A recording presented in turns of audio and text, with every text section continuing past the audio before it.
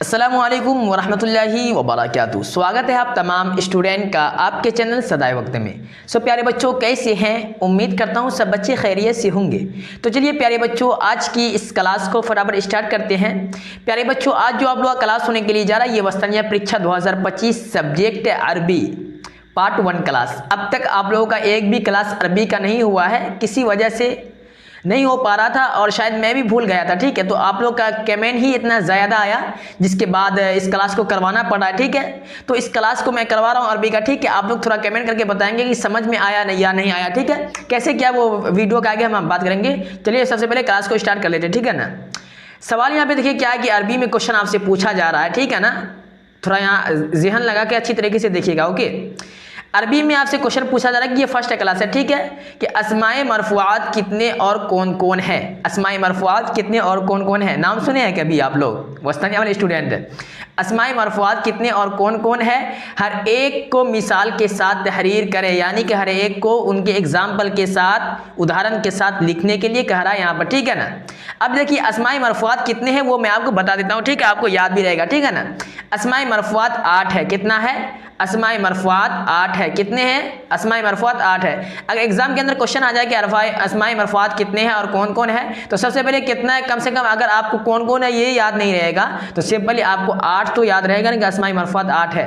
यानी 10 नंबर का क्वेश्चन रहेगा तो अगर आप सिर्फ 8 ही लिख देंगे तो कम से कम आपको 5 नंबर तो मिलेगा, इतना तो मिलेगा ना। ठीक है, तो याद कर लीजिए कि अस्माए मरफूआत कितने हैं, तो अस्माए मरफूआत 8 हैं। अब चलिए जानते हैं कि कौन कौन है। ठीक है, सबसे पहले जान लेते हैं, उनके बाद फिर उसका उदाहरण से एग्जाम्पल के तरीके से समझेंगे उसको। ठीक है, अब यहाँ पे देखिए अस्माए मरफूआत कितने हैं, तो अस्माए मरफूआत 8 है। नंबर 1 फ़ाइल, नंबर 2 मफ़ऊल मालम युसम्मा फ़ाइला। ठीक है, नंबर 3 मुब्तदा।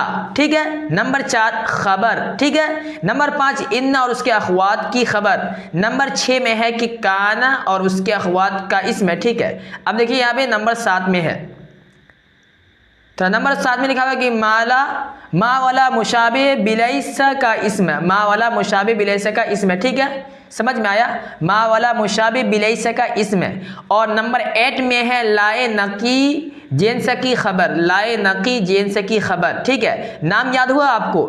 आप लोग नाम याद हुआ? नंबर 1 में क्या है? फ़ाइल। नंबर 2 में मफ़ऊल मालम युसम्मा फ़ाइला। नंबर 3 में है मुब्तदा। नंबर 4 में है खबर। और नंबर 5 में इन्ना और उसके अख़वात की खबर। नंबर 6 में है काना और उसके अख़वात का इसम। और नंबर 7 में है मावाला मुशाबे बिलैसा का इसम। और नंबर 8 में लाए नकी जेंस की खबर। ठीक है, तो अस्माए मरफूआत कितने हैं? अस्माए मरफूआत 8 हैं। कौन कौन है वो हम आप नाम बता दिए हैं, आप लोग एक एक का नाम लिख लीजिएगा। ठीक है, और उसको याद भी कर लीजिएगा। ठीक है ना, एग्जाम के अंदर अगर ये क्वेश्चन आ जाए 10 मार्क का अस्माए मरफूआत कितने हैं कौन कौन है, तो सिंपली अगर आप इतना का जवाब दे देंगे तो आपको नंबर दे दिया जाएगा। ठीक है, आगे जो सवाल हर एक को मिसाल के साथ लिखे वो नहीं भी लिखिएगा, अगर इतना का आप जवाब दे दीजिएगा ना तो आपको नंबर उम्मीद है कि 10 नंबर दे दिया जाएगा। ठीक है, तो अस्माए मरफूआत 8 है। कौन कौन है नाम भी बता दिए, उसको आप लोग पहले याद कर लीजिए। ठीक है, अब जैसे उसका उदाहरण दिया जा रहा है। ठीक है, फाइल का उदाहरण दिया जा रहा है, जैसे ज़राबा ज़ैदुन में ज़ैदुन। ठीक है, और मफ़ऊल मालम युसम्मा फ़ाइला का उदाहरण दिया जा रहा है कि जैसे ज़ुरिबा ज़ैदन में ज़ैदुन। ठीक है, तो इसके लिए एक और वीडियो बना देंगे। आपके कुछ भी समझ में नहीं आ रहा होगा जब मैं बोल रहा हूँ कि ज़राबा ज़ैदुन ज़ैदुन क्या है, ये कुछ भी मैं समझ रहा हूँ कि कुछ भी समझ में नहीं आ रहा होगा। ठीक है, तो सिंपली आप सिर्फ नाम याद कर लीजिए। ठीक है ना,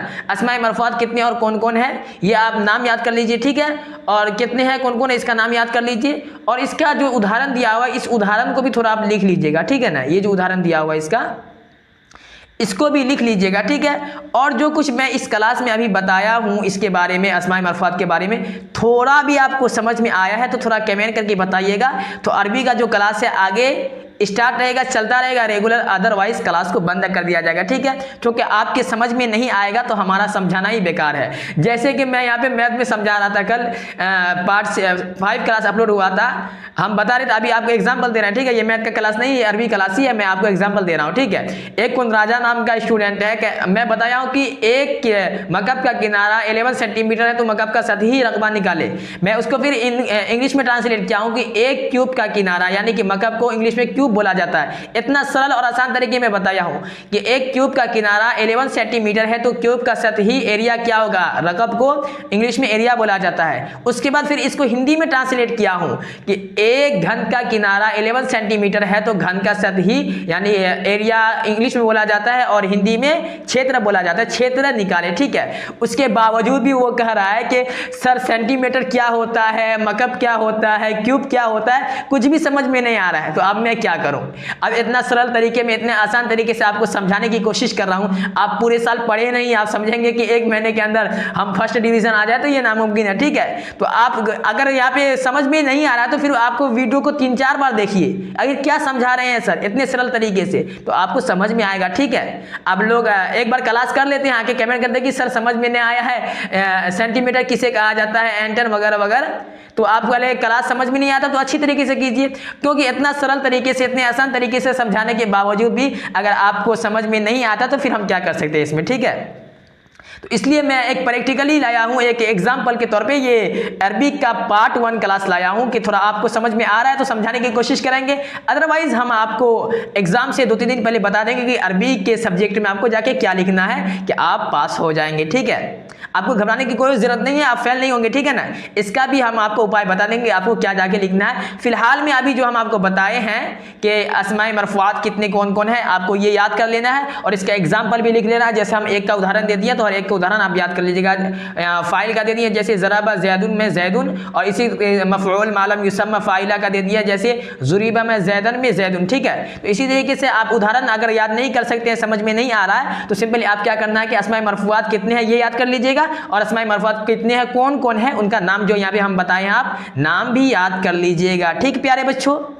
तो चलिए आज आप लोग थोड़ा कमेंट करके बताइएगा, ठीक है। आपके कमेंट के बाद ही पार्ट 2 क्लास आएगा अरबी का, ठीक है। समझ में आया या नहीं आया, क्या इस क्लास को आगे बढ़ाया जाए, पार्ट 2 लाया जाए या नहीं लाया जाए, कैसे क्या आप लोग अपनी राय पेश कीजिएगा, ठीक है। उसके बाद ही बनाएंगे और ठीक है आप लोग थोड़ा वीडियो को देखिएगा तब क्लास को कीजिएगा, तब वो 10-5 बच्चे आके कर लेते हैं, इस तरीके से हमारी मेहनत बर्बाद हो जाती है। एक क्लास को कराने में काफ़ी मेहनत लगती है, ठीक है ना। तो आप पूरे बच्चे आके इस अरबी के क्लास को कीजिए, उसके बाद समझ में आया या नहीं आया आप लोग कमेंट करके बताइए और पार्ट 2 चाहिए तो उसके बारे में भी कमेंट कीजिए, ठीक है। क्लास कैसा लगा इसके बारे में भी कमेंट कीजिए, ठीक बारे बच्चों। तो चलिए आज की इस क्लास को यहीं पे समाप्त करते हैं। ये एग्जाम्पल के तौर पे क्लास आया था, फिर मिलेंगे पार्ट 2 क्लास में, तब तक के लिए खुदा हाफिज़, अस्सलामु अलैकुम।